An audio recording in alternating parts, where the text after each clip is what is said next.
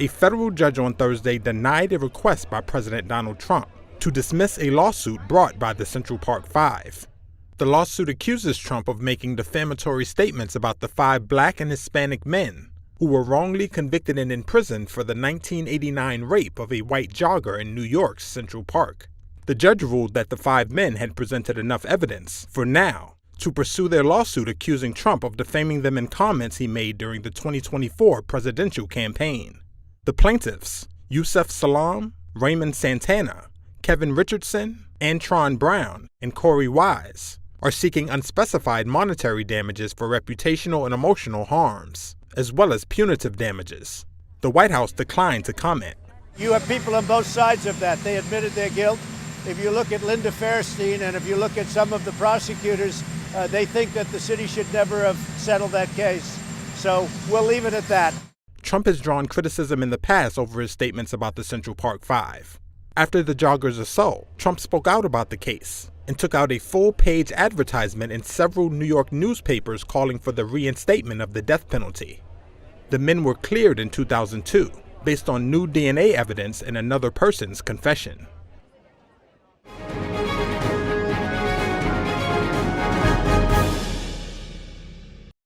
Ahead of nuclear talks with the US on Saturday, Iran said it would give them a, quote, genuine chance. That comes after US President Donald Trump earlier threatened to bomb if discussions failed.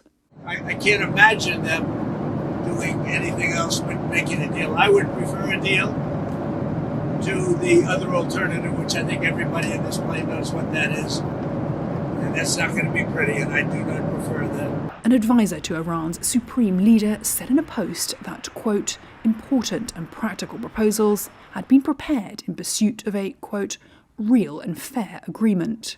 Here's US State Department spokesperson Tammy Bruce. What happens on Saturday would, I suppose, determine whether there's more. Right now, this is a meeting that is arranged. It is not part of some larger scheme or framework. It is a meeting to determine whether or not the Iranians are serious. The talks are set to be held in Oman, which has mediated between the West and the Islamic Republic before. Trump withdrew the US from a 2015 big power accord with Tehran in his first term. His return to the White House has restored his maximum pressure campaign. To impose maximum pressure on the government of the Islamic Republic of Iran. Washington's ally Israel regards Iran's nuclear program as an existential threat. The UN's nuclear watchdog, the International Atomic Energy Agency, has said Iran is dramatically accelerating enrichment of uranium to up to 60% purity. That's close to the roughly 90% weapons-grade level. Western countries say there is no need to enrich uranium to such a high level for civilian uses, and that no other country has done so without producing nuclear bombs. Iran says its nuclear program is peaceful. The 2015 deal lifted UN, US and European sanctions on Tehran in return for restrictions on its nuclear program. The UN Security Council enshrined the deal in a resolution in July 2015. When the resolution expires on October the 18th, the opportunity to trigger a so-called snapback ends. A snapback would reimpose UN sanctions, such as an arms embargo and a ban on uranium enrichment and processing. Trump has directed his UN ambassador to work with allies to reintroduce sanctions on Iran, while Britain, France and Germany have told the Security Council they are ready to pursue a snapback.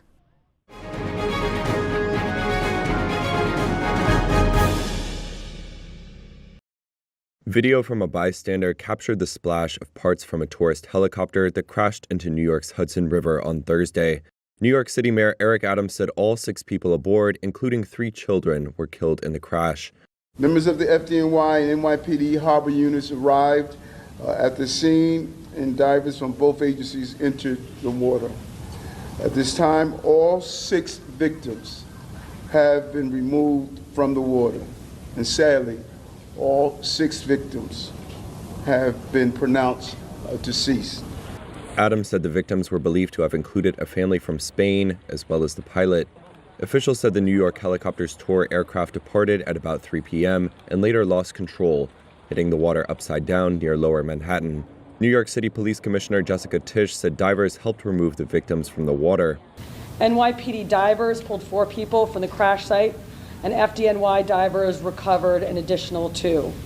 Immediate life-saving measures were undertaken on the vessels at the scene, as well as the adjoining pier.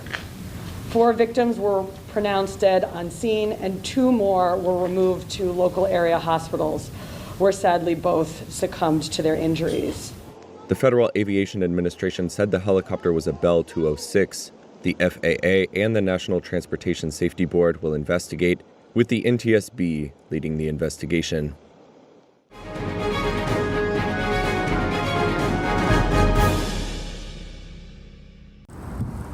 China's capital hunkered down on Saturday as rare typhoon-like gales swept northern regions.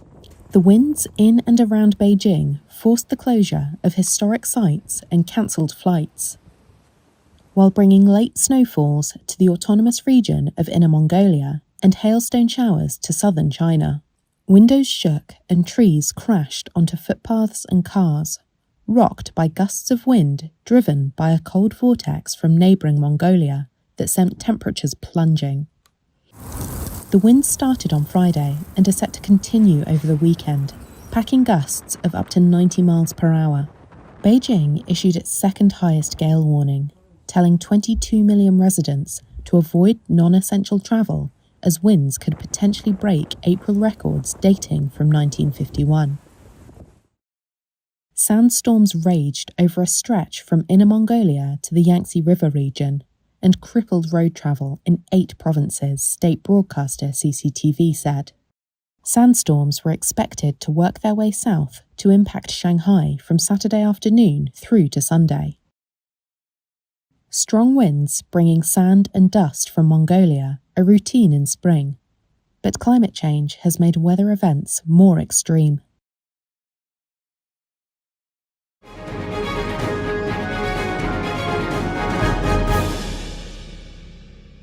President Donald Trump's administration granted exclusions from steep reciprocal tariffs on smartphones, computers, and some other electronics imported largely from China, providing a big break to tech companies that rely on imported products.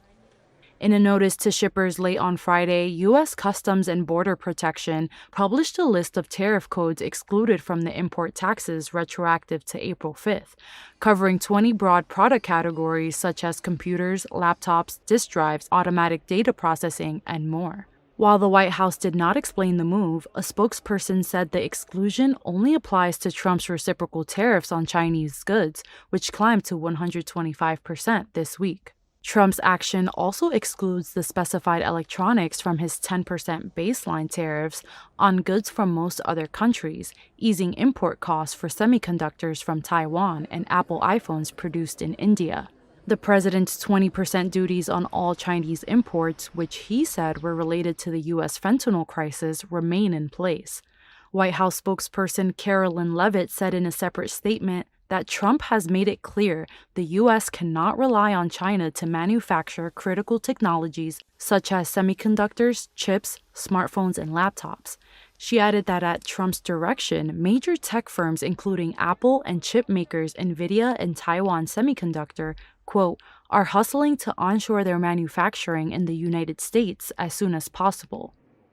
The exemptions suggest an increased awareness within the Trump administration of the pain that his tariffs had in store for inflation-weary consumers, especially on popular products like smartphones. Analysts predicted that the price of a top-end Apple iPhone could jump to $2,300 from $1,599 with a 54% tariff rate. At 125%, economists and analysts have said that U.S.-China trade could largely halt. Earlier this week, financial markets were in turmoil as Trump announced sweeping reciprocal tariffs on U.S. trading partners. Trump's tariff policies have raised fears of a U.S. recession and drew criticism from his fellow Republicans.